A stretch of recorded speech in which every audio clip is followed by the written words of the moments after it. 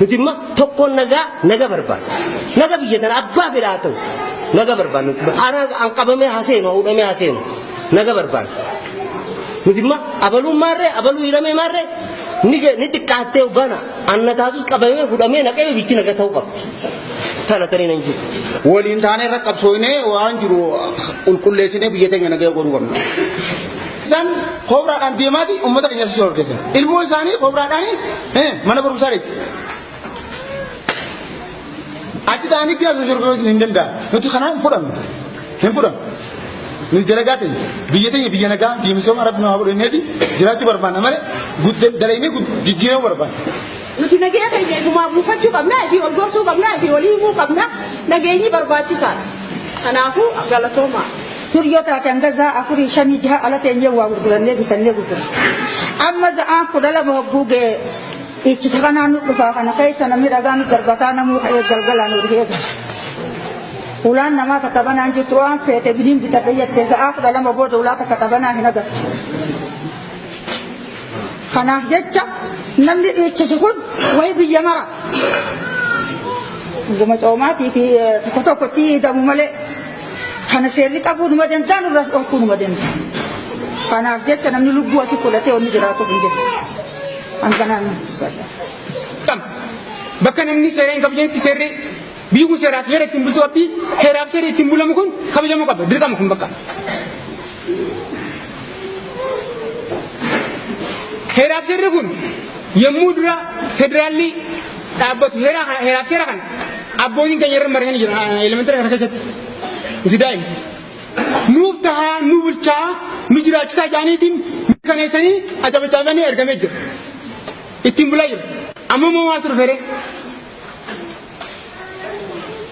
kanaa garuu ambulaansiin mana inni tullukkosee dhaqee fuudhaa jira maaltu barbaade kun caalaa mootummaa irraa maal dhabe rakkoon keenya maa inni rakkoon jiraatanaan mootummaa rakkoon keessan ijaanii itti ibsu. Mootummaan rakkoo qabu hin qabu. Rakkoon mootummaadhaa maali? Biyya alaa ta'anii feesbuukaan nama uummata isaan nyaatan bulchoo gaggeessan kana mootummaan callisee ilaaluun ansara itti fakkaata. Himaataan ijaartan kan nuti argine maatii kaabineeti niitii fi ijoollee abbootii qabeenyaa bira isin darbine hiyyeessi har'allee rakkomaan hiraara dhagaa dugdabbaatee mana ormaa ijaara sanittuu kafaltii gahaa ittiin laatanii kafaltii guyyaatiin al tokko nyaatanii 20-30 warshaaleen gurguddaan guyyatti kan kennu kanaa biyya keessatti hojiin uumameera guuteera ni jennu hiyyeessa muranuu kiisiin isaan dhiigne dura yoo mallaqa baankiittiin qusanne baankiittiin hin fiigne hin gurmooftu jechuun ijaarra moo diigne otoo rakkoon doomsuu gatantaraa barnoota baratee boru of irkisaaf sammuu fi qaratee digirii tokkoo fi lafa otoo qabanii ulaagaa keessan cehuu dadhabanii hurriin ittiin buune dargaggoon Oromoo dhaabbata ittiin duune araada adda addaatti dirqamee madaqee gariin mana caatii gariin mana raqee otoo oolu hayyuun karaa irraa maqee miseensaaf ogummaa walitti fiddanii kan miseensan taane qacaruu diddanii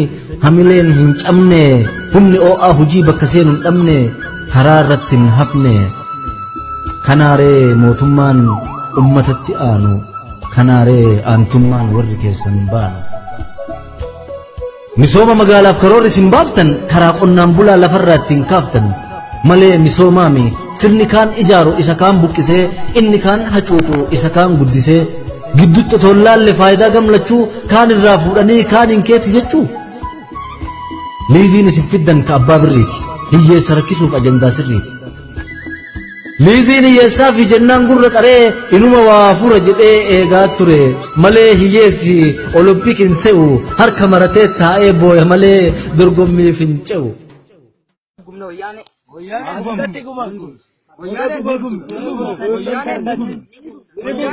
Oppodiyoon haa gubattu. Oppodiyoon haa gubattu.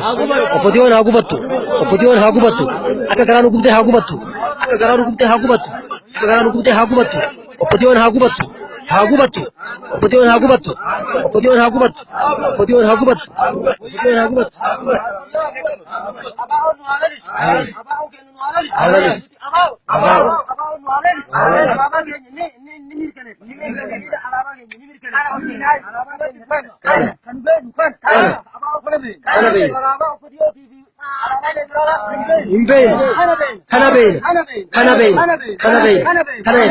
Kajaraa gubate daaraa ta'e rabbi nutti hin deebisin.